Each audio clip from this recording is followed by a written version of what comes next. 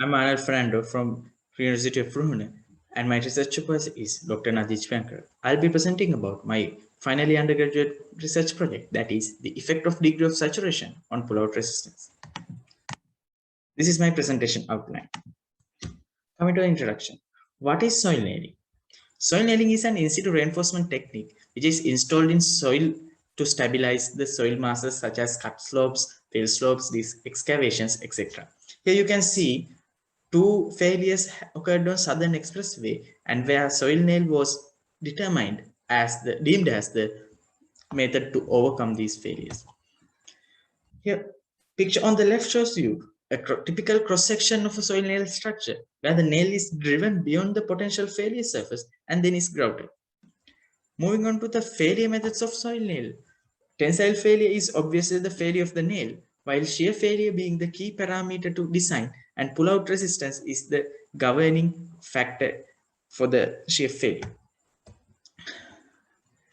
Talking about the research problem, after the literature review, I was able to summarize that there are many factors affecting the effect of affecting the pull-out resistance. But among those factors, degree of saturation, I mean, the research studies done on the degree of saturation is far less than the other parameters. All the other parameters have been relatively studied with compared to the effect of degree of saturation. And also, during the installation of soil nails at sites, field verification tests are being done. But those tests have been doing in order to those tests have been done in the site conditions, but not to stimulate the worst case scenario. Worst case scenario occurs when the soil is truly saturated during intense rainfalls. Also, in the world, there have been very limited study on the effect of degree of saturation on pull-out resistance, while in Sri Lanka, there have been no studies done on the effect of degree of saturation on pull-out resistance. The significance of the research is that the many firms do design nails around the country, but there have been no specifications given for the effect of degree of saturation and its relation with the failure. So in this research, my aim is to develop a model which will be able to achieve full saturation around the soil nail and then discuss the effect of degree of saturation of the pull-out resistance. So as I mentioned, the effect of degree of saturation will be my main aim, while I also studied the variation of earth pressure around the soil nail during the pull-out test. Moving on to the methodology. After the literature review, my main target was to fabricate a model setup in order to facilitate the saturation process. And this is a cross-section of the model setup. And here you can see the main dimensions and the main items. And I had to do few modifications in order to facilitate the saturation process. So for that, I had to weld a waterproof front cap, as you can see in the left side of the picture. And also I had to make sure that to prevent all the leakages in the box in order to saturate the sample thoroughly. And material collection was done from the university premises, and the basic soil properties were determined, and a lateric soil at the site premises was used. And here I will explain you about the saturation procedure and the grouting device that I used. Here we have a longitudinal section of the grouted soil nail, and here you can see a tubing arrangement at the bottom level of the grouted nail, and water was allowed to flow in through tubes, and there were 7 openings in order to facilitate the water to the soil. And as the water was moving up, I applied a vacuum through a vacuum pump. I was able to suck out the air particles from the void, so that improving the chances of saturation.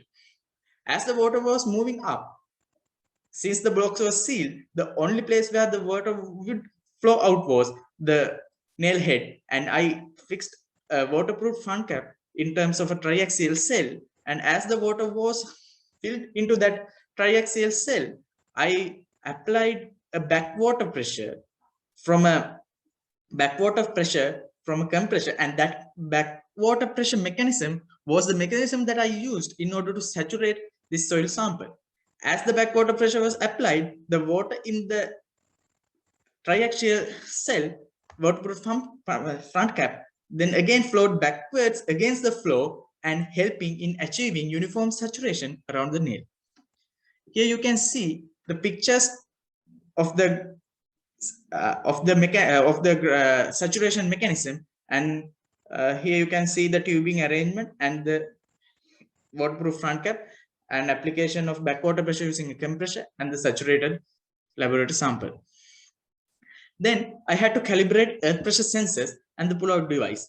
In order to calibrate the earth pressure sensors, I had to develop an Arduino code, and the earth pressure was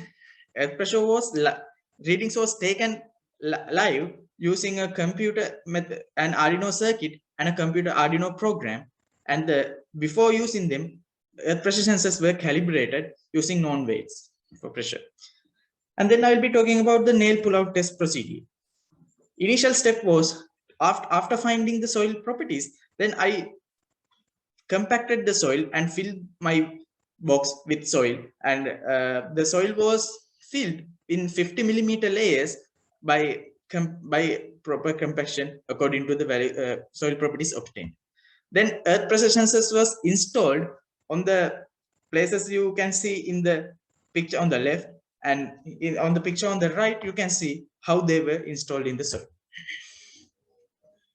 Then in order to simulate actual site conditions, I had to apply the overburden pressure. Then that was applied using 2 hydraulic jacks, and both jacks were jacked once, and the overburden pressure was maintained a constant throughout all the experiments. Then the drilling was done. Drilling and the nail installation was done. The drilling was done using a hand auger, and the nail was installed concentrically to the hole using centralizers. Then grouting was done using a pressurized grouting device, and the grouting pressure, which is also an influence parameter on the pullout resistance, was kept constant throughout the experiment. Then after the nail achieved sufficient strength, the saturation procedure was started as I explained earlier.